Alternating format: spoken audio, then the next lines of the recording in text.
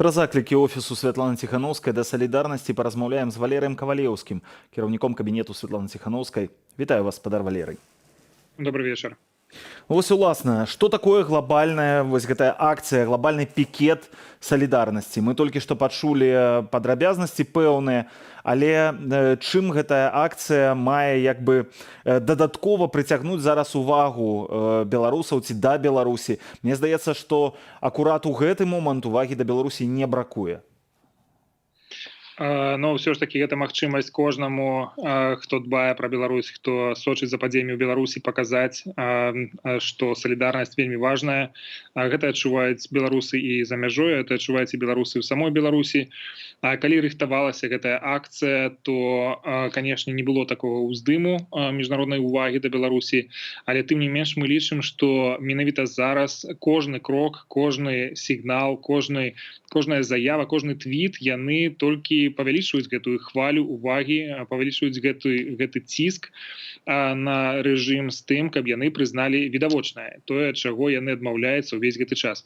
Беларусь пражывае праз вельмі сур'ёзны, глыбокі і вельмі шкодны для Беларусі крызіс. Трэба гэта прызнаць і трэба распачаць дзеянні па выхаду з гэтага крызіса. І перш за ўсё гэта азначае тое, што мы павінны пачаць размаўляць. Рэжым павінен прызнаць гэта і пачаць перамовы па выхаду з крызіса. Наўрад ці гэта адбудзецца, хутчэй за ўсё Александр Лукашенко размаўляе з Владзімірам Пуціным, бо разумее, што ключы ад ягонага крэсла хутчэй знаходзяцца там, зараз у Сочы, чым на сваёй роднай зямлі ў руках беларусаў. Але ўсё ж такі у Беларусі зараз так закруцілі ўсё, што вельмі цяжка штосьці зрабіць, вельмі цяжка выйсці кудысьці на вуліцу, зрабіць нейкі пікет, павесіць на вакно нейкі чырвона-белы сцяг. Людзей за гэта ўжо нават пачалі затрымліваць. Мы ведаем пра гэтыя лісты. Што яшчэ можна такога зрабіць? Вось незаўважна, за што людзі не будуць падвергацца як бы рызыцы таго, што іх затрымаюць, можа пасадзяць на сотні. Ну, я ўсё ж таки адзначу, што наўрад ці гэта здарыцца, гэта скепсіс, якім мы сабе не можам дазволіць. Мы павінны ісці наперад, мы павінны верыць, мы павінны штосьці рабіць. Павінны рабіць гэта і ў палітычных штабах, і ў грамадскіх ініцыятывах, і ў журналісцкіх арганізацыях, мас-медыя, і павінны гэта рабіць, канешне, самыя беларусы. Калі мы хочам перамен у сваёй краіне, калі мы хочам дамагчыся таго, што Лукашенко саступіць, і мы зможам выбраць сабе новага лідара, то кожны з нас павінен штосьці рабіць. І гэтыя акцыі, гэтыя дзеянні, яны могуць быць больш заўважнымі, менш заўважнымі, індывідуальнымі ці калектыўнымі. Можна чагосьці не купіць у краме, тое, што вырабляецца дзяржаўнымі арганізацыямі, дзяржаўнымі прадпрыемствамі, адмовіцца ад нейкіх паслуг, не купіць, даруйце, пляшку гарэлкі ці нейкія цыгарэты. Это ўсё тое, што адбіваецца на эканамічным стане рэжыму, і рэжым насамрэч перажывае складаныя часы. Таму я катэгарычна адмаўляюся ад таго, што наўрад ці гэта нашая формула, што трэба рухацца наперад і дамагацца свайго. Я згодны з тым, што нейкія акцыі яны паказваюць людзям усё ж такі салідарнасць, паказваюць людзям, што ёсць вось гэтая маса вялікая прыхільнікаў пераменаў, але ўсё ж ёсць сумнеў, ці аднымі толькі такімі вось акцыямі салідарнасці можна дамагацца пэўных нейкіх крокаў наперад у сённяшняй сітуацыі. Безумоўна, гэта не адзіны крок, які мы робім. Мы вельмі выразна камунікуем пра тое, што мы робім кожны дзень. Та сітуацыя, якая склалася навокал самалёта Ryanair, калі яго вымусілі прызямліцца з дапамогай знішчальніка для таго, каб захапіць палітычна апанента, Лукашенко паказвае, што мы можам рабіць і робім значна больш, чым проста акцыі салідарнасці. Хаця ў выніку гэта ўсё зводзіцца, канешне, да тых пачуццяў, якія выклікаюць у замежнікаў беларусы, іх акцыі, іх настойлівасць. Тое, што міжнародная супольнасць вельмі выразна і вельмі рашуча выказалася наконт інцыдэнта з Ryanair, паказвае, што Лукашенко ўжо перайшоў усякія межы, і тое, што гэта ўжо закранула інтарэсы замежнікаў. Разам з тым мы адзначаем нашым замежным партнёрам, што тое, што зрабіў Лукашенко з Ryanair, насамрэч ён робіць з беларусамі кожны дзень. Гэта беззаконне, гэты гвалт, гэта неразуменне і неведанне элементарных этычных правілаў паводзінаў, гэта тое, што адрознівае прэзідэнцтва Лукашенка, кіраўніцтва Лукашенка ўжо больш за 2 дзесяцігоддзі. У апошнія 9,5 месяцаў мы назіраем, што усе межы дазволенага Лукашенка ад сябе адрынуў, і ён ужо можа дазваляць сабе просто немагчымыя рэчы, тое, пра што мы раней нават не маглі здагадвацца.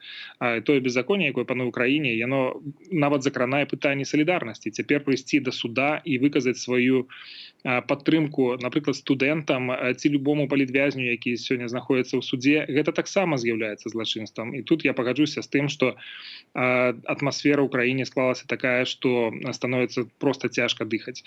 Але тым не менш, я нагадаю, што мы робім усё магчымае для таго, каб падвысіць гэты міжнародны ціск на Лукашенка. Это тое, што зараз атрымліваецца лепш, чым раней.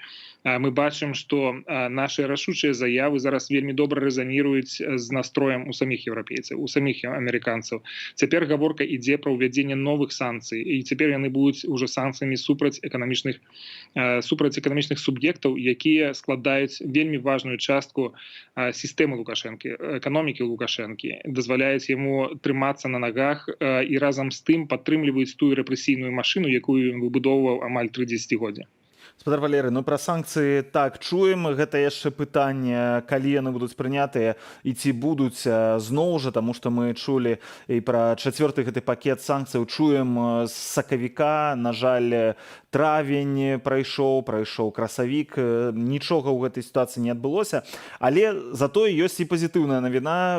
Вось толькі што стала вядома пра гэты пакет дапамогі, ну так званы план Маршала для свабоднай новай Беларусі.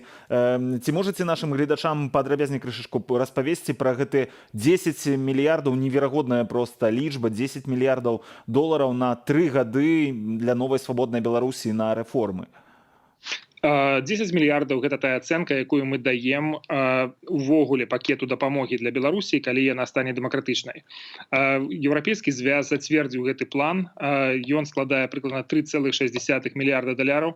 Гэта тыя грошы, якія будуць выдзяляцца Беларусі пасля таго, як мы пройдзем вось гэты этап транзіту ад дыктатуры да дэмакратыі, калі пройдуць вольныя выбары у Беларусі, і мы зможам ужо будаваць нармальную эканоміку, нармальную сістэму кіравання краінай, якая будзе ўлічваць інтарэсы людзей. Тое, што прадугледжваецца, гэта грошы на падтрымку стабільнасці эканоміку, на рэфармаванне пэўных сектараў эканоміку і ў тым ліку кіравання, на інфраструктурныя праекты, на тое, каб развіваць інавацыйныя, тэхналагічныя элементы і экалагічныя элементы эканомікі. Усё гэта ў суме будзе выконвацца праз атрыманне сродкаў ад Еўрапейскага звязу, ад Міжнароднага валютнага фонду, ад Сусветнага банку і іншых міжнародных фінансавых інстытутаў. Таксама мы заўважаем вялікую зацікаўленасць замежных урадаў Злучаных Штатаў, Японіі, Канады, Великабрытаніі да гэтай тэмы. І мы абавязкова пойдзем да іх за тым, каб атрымліваць новыя вось такія абяцанні тых сродкаў, якія нам дапамогуць хутка прайсці перыяд транзіту да дэмакратыі і пачаць выбудоўваць нармальную эканоміку. Не толькі хутка, але і безбалюча, так можна сказаць, таму што гэтая падушка якраз магла б дапамагчы беларускай эканоміцы прайсці гэты перыяд трансфармацыі без вялікіх стратаў. Дзякуй вам вялікі за гэтую размову. Валер Кавалеўскі, кіраўнік кабінету Святланы Ціханаўскай, быў маім гаспадарства госцем.